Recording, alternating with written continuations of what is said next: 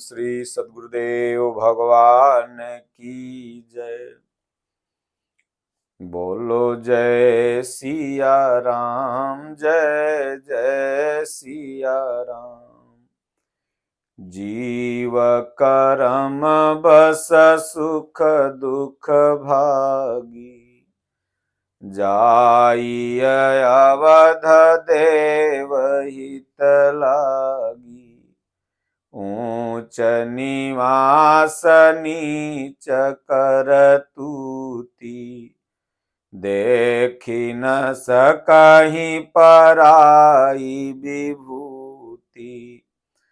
श्री राम जय जय राम। बोलिए श्री सद्गुरुदेव भगवान की जय। लाख प्रयत्नों के बाद जब यह निश्चित हो गया कि अब महाभारत युद्ध होके ही रहेगा, संधि प्रस्ताव भगवान लेके गए, फिर भी सुई के नोक के बराबर भी जमीन देने को दुर्योधन नहीं तैयार हुआ। 5 गांव तो दूर की बात थी, पांडवों ने 5 गांव ही मांगा था, वो भी नहीं दिया। बोला सुई की नोक की बराबर भी जमीन नहीं दूंगा। अब निश्चित हो गया कि युद्ध तो होके रहेगा। तो भगवान श्री कृष्ण तो दोनों पक्षों के रिश्तेदार लगते थे, उनके लिए दोनों ही बराबर थे। और जो रिश्तेदार होते हैं तो आपस में उनके रिश्तेदार लड़ते हैं, तो वो अगर पंचायत भी करने जाते हैं तो दोनों पक्ष का ख्याल रखते हैं, क्योंकि उनके लिए दोनों बराबर होते हैं। उसी मर्यादा का ख्याल रखते हुए भगवान श्री कृष्ण ने कहा कि दुर्योधन और युधिष्ठिर, अब तो युद्ध होके ही रहेगा। आप दोनों लोग हमारे रिश्तेदार हैं, कुटुंब हैं, परिवार हैं। मेरे पास नारायणी सेना है और मैं हूं, ये 2 चीज है। मैं कसम खा लिया हूं कि अगर यह महाभारत युद्ध होगा तो मैं अस्त्र उठाऊंगा नहीं, लड़ूंगा नहीं। क्योंकि अगर लड़ूंगा तो किसी एक का पक्ष लूंगा, एक का पक्ष मैं ले नहीं सकता। मैं बैठा रहूंगा, देखता रहूंगा महाभारत। तो एक मैं हूं और एक तरफ मेरी नारायणी सेना है। इसमें से आप लोगों को जो चाहिए मैं देने को तैयार हूं, लेकिन अभी नहीं। कल सुबह जो सबसे पहले आएगा वो सबसे पहले मांगेगा और मैं उसे दूंगा। शाम को भगवान ने यह बात बोला था।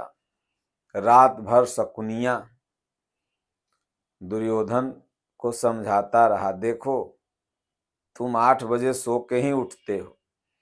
जो लोग नालायक होते हैं, कर्महीन होते हैं, वो 8 बजे 9 बजे 10 बजे जब देह पर घाम लगता है, शहरों में जाइए, पटना वगैरह, दिल्ली, बंबई, तो 10 बजे 11 बजे सब सो के उठते हैं।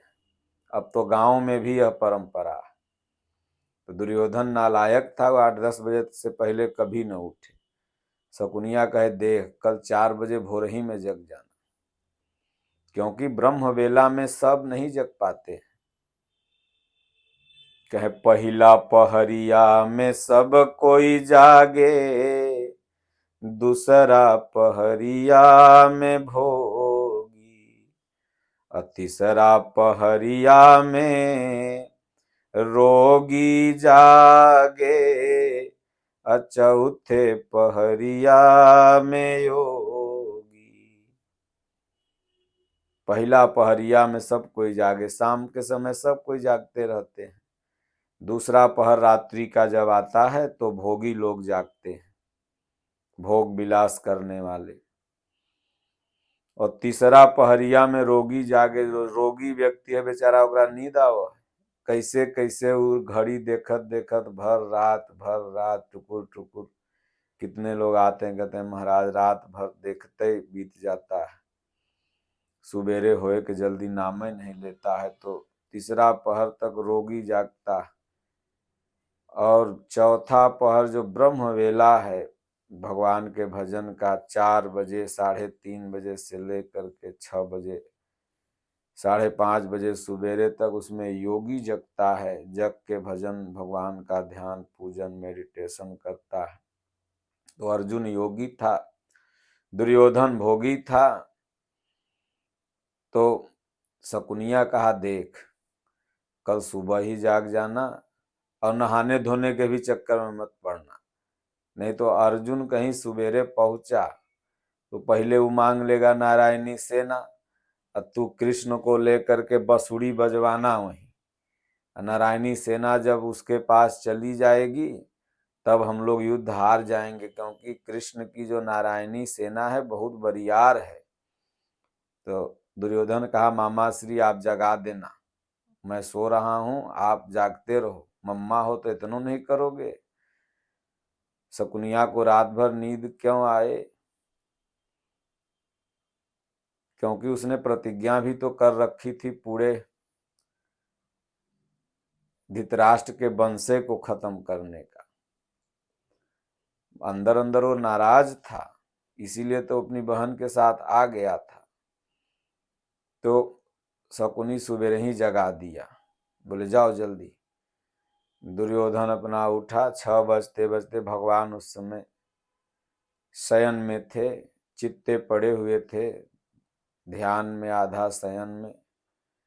कुर्सी सिरहाने के तरफ एकदम सिर के पीछे लगवा दिए थे, जानते थे कि दुर्योधन आएगा, घमंडी है, राजा है, तो उसको तो कुर्सी चाहिए, वो नीचे नहीं बैठ सकता है। बहुत लोग आश्रम में, मंदिर में, कहीं धर्म स्थान में जाते हैं तो कुर्सी खोजते हैं, आसन खोजते हैं।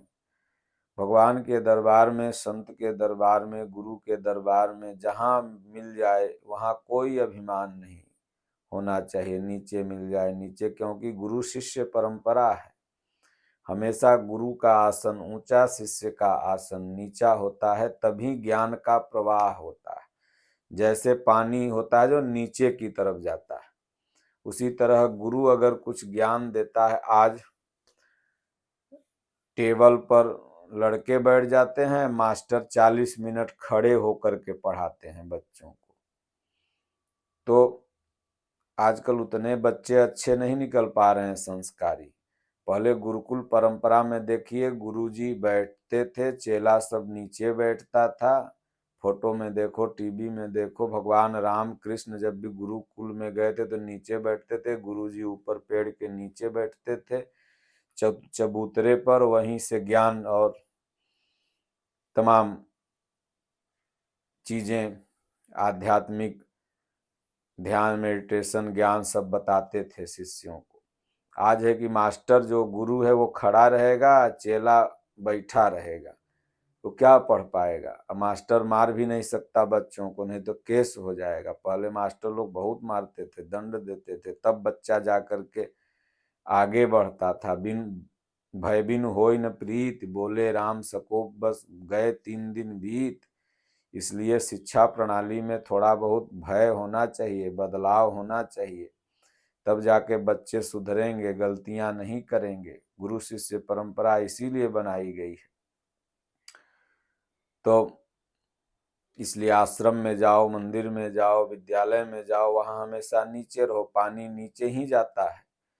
तब गुरु कोई ज्ञान देगा तो वो दिमाग भेजा में उतरेगा, नहीं तो गुरु के समकक्ष आसन लगा के बैठ जाओगे तो लगेगा उन्हों हम हैं, हम उतना बराबरे में तो हैं। फिर अंदर अहंकार बैठ जाएगा, फिर गुरु जो बोलेगा वो समझ में आएगा ही नहीं। इसलिए कबीर साहब ने कहा कि यह तो घर है प्रेम का, खाला का घर नाहि, शीस उतारे भुइ धरे सो घर आवे माहि। अहंकार को उतार के और समर्पण भावना से जो संतों के घर में, गुरु के घर में जाता है उसी का कल्याण होता है, वही कुछ पाता है। नहीं तो अहंकार भरा है तो जैसे राजा परीक्षित का सर्वनाश हो गया, कलयुग माथा पे सवार था,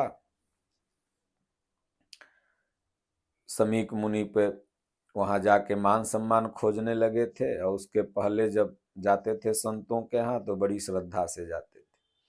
कलयुग सवार हो गया तो वहां जाके मान सम्मान खोजने लगे। तो भगवान जानते थे कि दुर्योधन आएगा तो ये है घमंडी, अभिमानी, अहंकारी है, आसन ऊंचा खोजेगा, तो इसलिए आसन दे दिया। और इधर अर्जुन उठा 4 बजे, तो जो उसकी नित्य क्रिया थी, शौच इत्यादि से गया, पैर हाथ धोया, 1 घंटा आधा घंटा आके भजन किया। वो सोचा कि भगवान होई हैं वहीं जो राम रुचि राखा, का को कर तरक बढ़ावई शाखा। भगवान कहते हैं पत्ता नहीं हिल सकता मेरी मर्जी से, तो हम वेग के खिलाफ है, तो मैं क्यों चिंता करूं। फिर सुबह अपना उठा आराम से, पूजा पाठ करके फिर अपना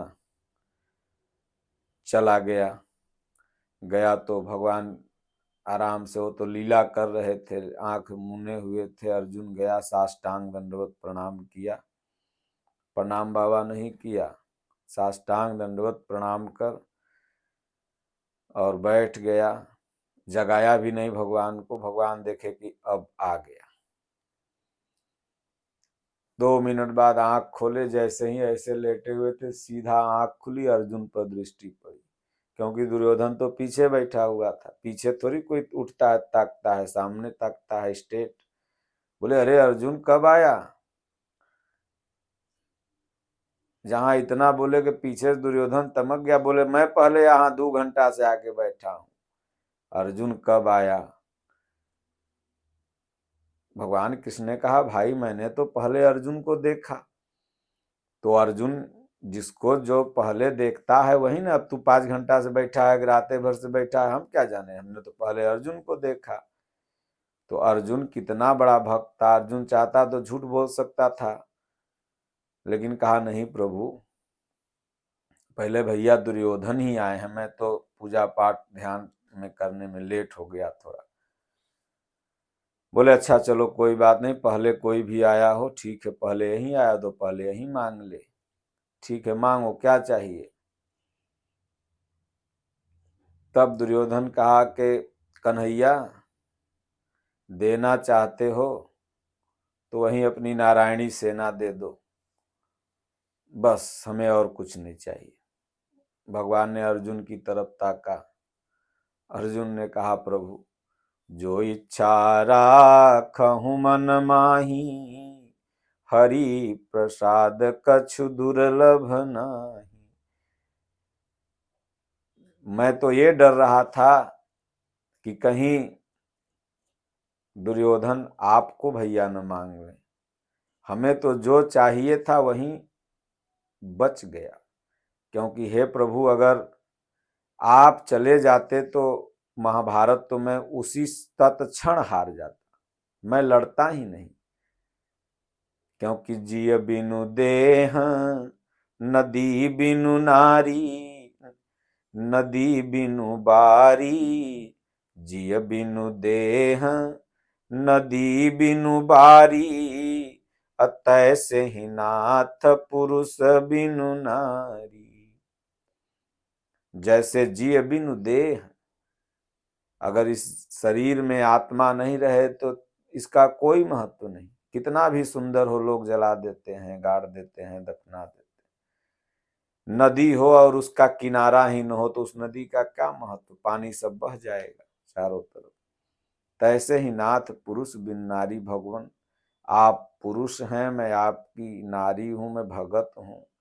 आप नहीं रहते, परम तत्व परमात्मा ही पुरुष हैं, तो मैं हार जाता। मैं तो बस जो चाह रहा था वो हमें मिल गया। अब तो आप चाह के भी उधर नहीं जा सकते। बस मुझे केशव आप ही चाहिए, बस मुझे और कुछ नहीं चाहिए। जो भगत होते हैं वो भगवान को ही मांगते हैं और जब भगवान आ गए तो लक्ष्मी कहाँ जाएगी? लक्ष्य तो मिलना ही मिलना है। विजय विभूति तो वही है जहाँ भगवान है, वहीं विजय है, वहीं विभूति है। अर्जुन भगवान के बारे में बहुत जान चुका था, बहुत महिमा देख चुका था।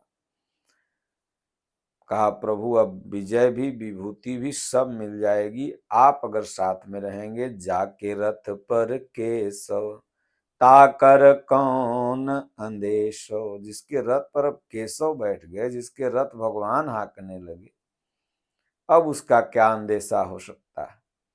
पूज्य दादा गुरु महाराज जी सबको गद्दी दे दिए। एक वरिष्ठ शिष्य ने कहा पूज्य स्वामी जी के लिए कि आपने इनके बारे में क्या सोचा?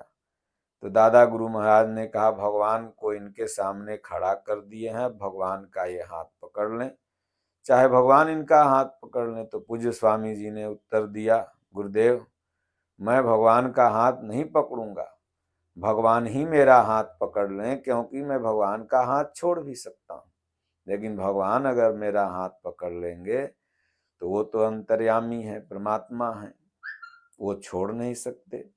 इसलिए भगवान श्री कृष्ण ने अर्जुन का हाथ पकड़ लिया, भगवान श्री कृष्ण अर्जुन के रथ पर बैठ गए। अब तो अर्जुन का कल्याण ही कल्याण था। उसी दिन अर्जुन जीत चुका था और उसी दिन दुर्योधन हार गया था। जैसा कि मानस में बाबा ने कहा है कि जैसे ही विभीषण भगवान की शरण में जाता है, रावण आयुहीन हो जाता है। अस कही चला विभीषण जब ही आयुहीन भये सब तब ही।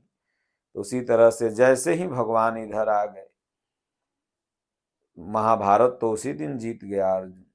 इसलिए सज्जनों भक्ति करो, भगवान को मांगो। उनकी सेना तो जो बल है वो भगवान का ही बल है।